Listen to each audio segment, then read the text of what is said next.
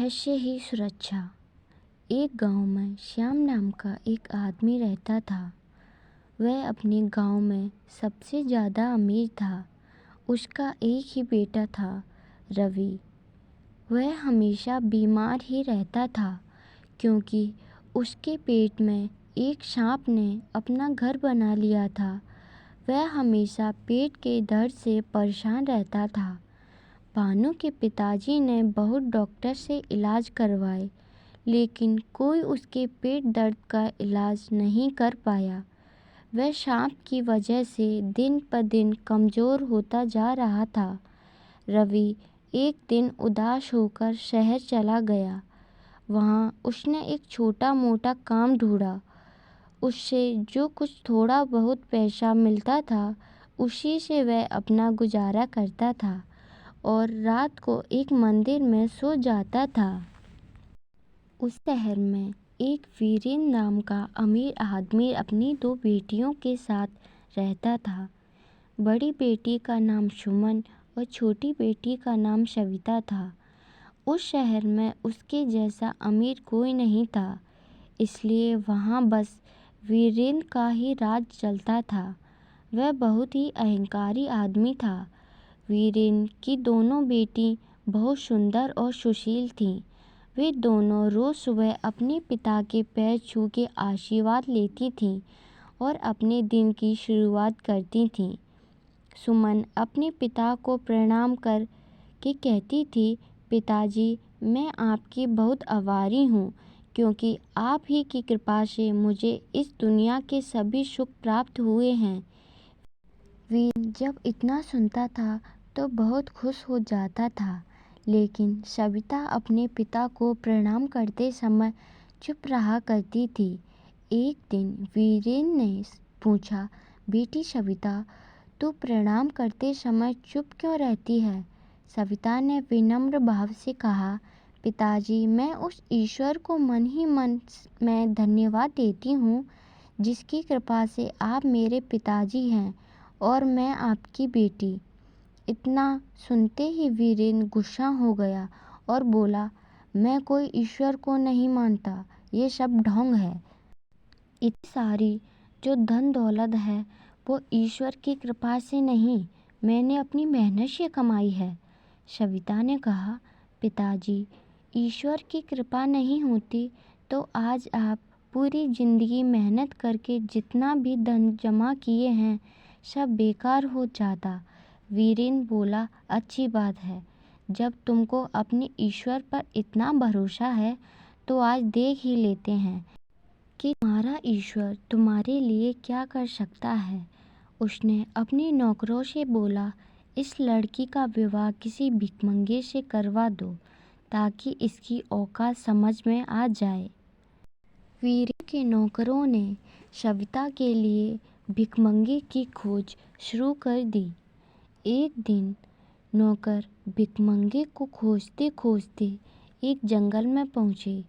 वहाँ एक पेड़ के नीचे भानु भूखे प्यासे सोया हुआ था और एकदम भिखमंगे के जैसा दिख रहा था। वीरेंद्र के नौकरों ने उसको पकड़ लिया और उसके पास ले आए। वीरेन ने अपनी छोटी बेटी सविता का विवाह उसी से कर दिया। वह यह देखकर सुमन ने उसका मजाक उड़ाते हुए बोली, व्यर्थ की बातें करके तुमने पिताजी को गुस्सा दिला दिया था। अभी बहुत समय है, तू उनसे क्षमा मांग ले।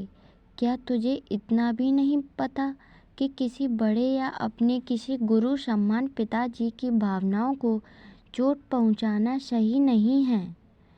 सविता बोली, दुनिया में किसी से डर कर या अपने सुख के लालच में आकर जो व्यक्ति सत्य का साथ देना छोड़ देता है, उसकी ईश्वर भी कोई मदद नहीं करता है और वो भी नाराज़ हो जाते हैं। और पिताजी के लिए मेरे मन में आदर का यह अर्थ नहीं है कि मैं उनके अहंकार में भी उनका साथ दूं। अगर मेरे भाग्य में भीख मांगना ही लिखा है तो उसको कौन रोक सकता है? वीरेंद्र ने सविता और भानु को कुछ पैसे देकर अपने घर से निकाल दिया और बोला, तुम अपना मुख मुझे कभी मत दिखाना। सविता खुशी खुशी अपने पति के साथ घर से निकल गई, जंगल की ओर चल पड़ी। चलते चलते दोनों थक गए और दोनों को प्यास भी लग गई। कुछ दूर गए तो रास्ते में उन्हें एक तालाब दिखा और वह वहीं रुक गए। दोनों वहां पर पानी पिया और आराम करने लगे। आराम करते करते दोनों वहीं पर सो गए। जब सविता नींद से उठी तो उसने देखा कि उसका पति एकदम गहरी नींद में सोया हुआ था और उसके मुंह से एक सांप अपना फन बाहर निकालकर एक बिल की तरफ देख रहा था और उस बिल से दूसरा सांप अपना फन बाहर निकाल पहले वाले सांप को देख रहा था। दोनों सांपों ने एक दूसरे से बहस करना चालू कर दिया और एक दूसरे का रहस्य बताने लगे। बिल वाले सांप ने कहा, अरे दुष्ट, तू इतने सुंदर और नादान बालक का जीवन क्यों नष्ट कर रहा है? तू ये नहीं जानता ये कितना अमीर घर का लड़का है। तूने इसको इतना कष्ट दे दिया है कि ये लड़का मजबूरी में अपना घर छोड़कर बैठा है। अब बंद कर दे अपनी दुष्टता। तभी भानु के मुंह वाले सांप ने बोला, तू भी तो अपने बिल के अंदर एक विशाल खजाने को बर्बाद कर रहा है। तुझे तो मैंने कुछ नहीं कहा। तभी बिल वाला सांप बोला, मुझे तो किसी राजा के पूर्वजों द्वारा दिया गया वचन को निभाना है, इसलिए मैं इस खजाने की रक्षा कर रहा हूँ।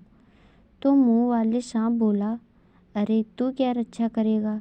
कोई आदमी तेरे बिल में बस 2 बाल्टी गर्म पानी डाल दे तो तू मर जाएगा और खजाना भी उसका हो जाएगा।